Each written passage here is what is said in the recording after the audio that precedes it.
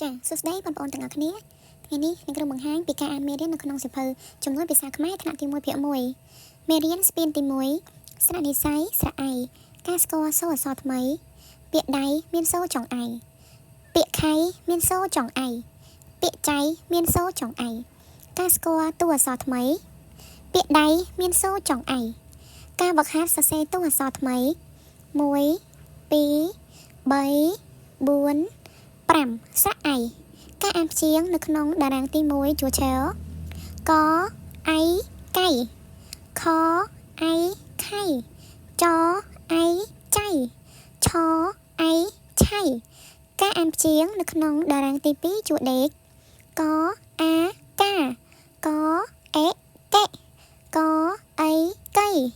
កអឺកកអឺកក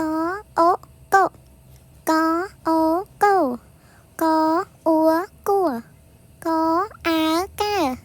កអឺគឺកអៀគៀកអេកេ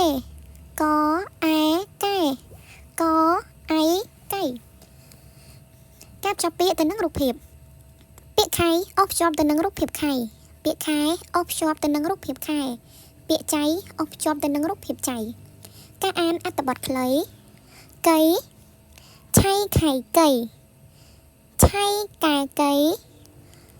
កខៃកៃកកែកៃការសរសេរកូនគិតនឹងថាឲ្យបានលឺកៃកអៃខៃខអៃចៃចអៃឆៃឆអៃ